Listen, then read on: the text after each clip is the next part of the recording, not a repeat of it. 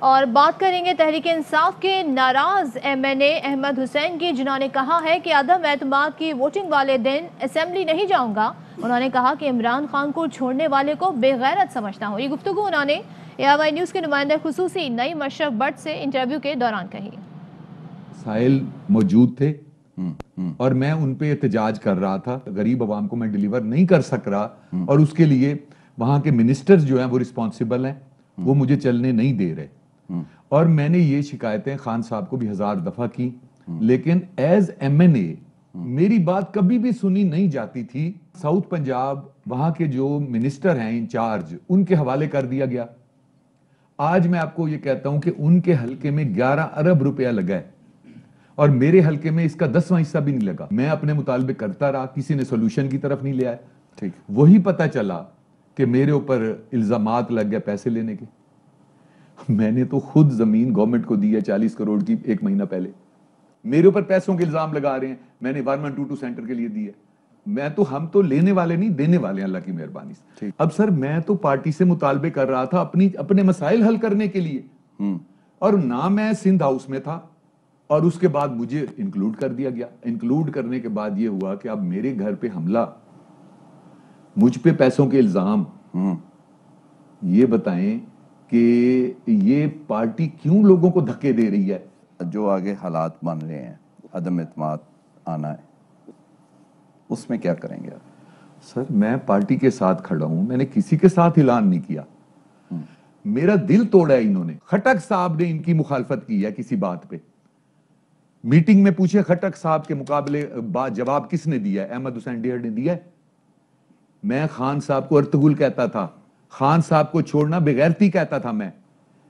تو خان صاحب ایسے لوگوں کی پہچان کریں، یہ آپ کو برباد کرنے والے۔ اچھا اب یہ بتائیں، ان 2-4-5 دنوں میں خان صاحب کی طرف سے کوئی رابطہ آپ سے کسی نے کیا، کوئی ملاقات سر جن لوگوں کے تھرو مجھ سے رابطہ ہونا ہے وہی لوگ تو مجھے دور کر رہے ہیں۔ لیکن اب اگر مطالبات پورے کیے بغیر میں جاتا ہوں تو پھر وہ کہیں گے یہ ڈر گیا۔ اب دیکھیں نا، یہ تو انصاف کریں نا، ہمیں آخر جینا ہے دنیا میں۔ عدم اعتماد والے دن جب وہ ہوگی ووٹنگ، آپ جائیں گے اسمبلی؟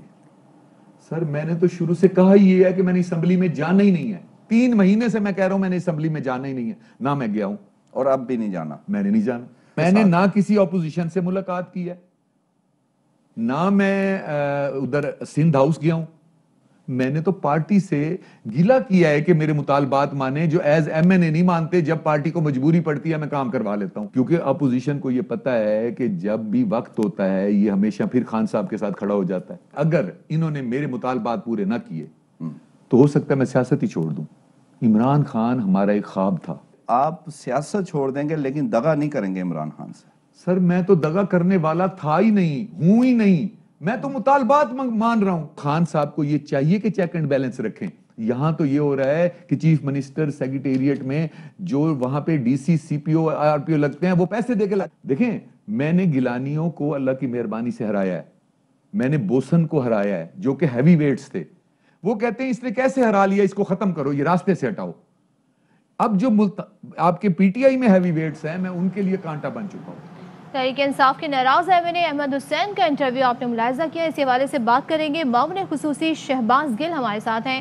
شہباز گل صاحب، احمد حسین صاحب کا انٹرویو اس وقت ہم نے نشر کیا ہے، کہتے یہ ہیں کہ میں دغا کرنے والا نہ تھا نہ اب کروں گا، اور عدم اعتماد کی ووٹنگ والے دن اسمبلی نہیں جاؤں گا، لیکن میرا دل ٹوٹا ہے، حلقے کے مسائل پر کافی عرصے سے احتجاج کر رہا تھا، نہیں سنی گئی، مجھ پر الزامات لگائے جا رہے ہیں جس پر افسوس ہوا، کیا کہیے گا آپ اس پر؟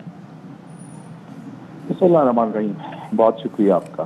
دیکھیے جو محمد حسین ڈیٹ صاحب کی ایونٹ ہے یہ قابل ستائش ہے کہ انہوں نے یہ کہا کہ اگر ان کے کوئی سیاسی، پولیٹیکل یا ڈیولپمنٹ سے ریلیٹڈ اختلافات بھی ہیں تو وہ ایک جو اخلاقی پہلو ہے جس میں جس پارٹی کے نشان پر آپ ووٹ لے کے آئے ہیں آپ نے ہر صورت اس پارٹی کو ووٹ دینا، اسی آئین کے تحت آپ نے الیکشن لڑا تھا، تو ان کا اس اسٹانس کے اوپر کھڑے ہونا ایسے ٹائم میں جب کروڑوں روپیہ چل رہا ہو یہ قابل ستائش ہے اور اس کی تعریف کی جانی چاہیے۔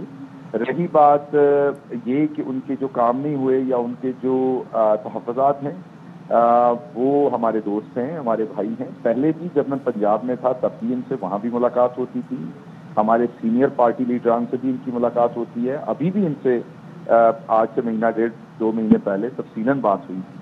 تو انشاءاللہ ان کے وہ تمام چیزیں جو ہیں وہ پرائم منسٹر صاحب بھی اس کو دیکھیں گے, دوسرے ہمارے لیڈران بھی دیکھیں گے, اور ان کی ہر وہ جو جائز کوئی بھی ان کا جو ان کے حلقے سے ریلیٹڈ چیزیں ہیں ان کے اوپر ان سے بیٹھ کے بات کر کے اس کو فکس کریں گے. لیکن جو ان کا ایک اخلاقی, قانونی اور مروجہ سٹانس ہے کہ وہ دگا نہیں دیں گے. جس آئین کے تحت انہوں نے الیکشن لڑا, اس آئین کے تحت جو ان کی ذمہ داری بنتی ہے کہ جہاں پر پارٹی کی پالیسی ہے وہاں پر ووٹ کرنا ہے, یہ قابل ستائش ہے اور یہی مناسب بات ہے. اور یہی ہم کہہ رہے ہیں پہلے دن سے, ہم اور کچھ نہیں کہہ رہے, یہی بات پہلے دن سے کہہ رہے ہیں کہ یہی اخلاقی پوزیشن ہے. محمد حسین ڈیڑھ صاحب کی جو اسٹیٹمنٹ ہے, اس کے بعد سے جو اپوزیشن کی پوری یہ ایک انہوں نے یہ ایک پورا پروپیگنڈا بلڈ کیا ہوا تھا, اس سے آج ہوا نکلنی شروع ہوئی ہے. آپ دیکھیے گا اور ممبران بھی انشاءاللہ اسی طرح کی اسٹیٹمنٹس دیں گے, اور آج یا کل یا پرسوں کے اندر, کیونکہ تمام ممبران کو یہ اندازہ ہے کہ یہ قانوناً بھی غلط ہے اور یہ آئینی طور پر بھی غلط ہے. اور کوئی ممبر بھی نہیں چاہے گا کہ وہ اپنے عوام کو دھوکہ دے یا اپنی پارٹی کو دھوکہ دے. تو ہم نہیں سمجھتے, ہم پہلے دن سے یہ کہہ رہے ہیں, اکا دکا کوئی کیس ہو سکتا ہے, لیکن اس کے علاوہ ہم یہ پہلے دن سے کہہ رہے ہیں کہ ہمارے زیادہ تر جو ممبران ہیں وہ انشاءاللہ جب وقت آئے گا وہ اپنی درست جگہ کے اوپر, ٹھیک ہے, آپ نے کہا وقت آئے گا تو درست جگہ پر ہوں گے. بہت شکریہ شہباز گل صاحب.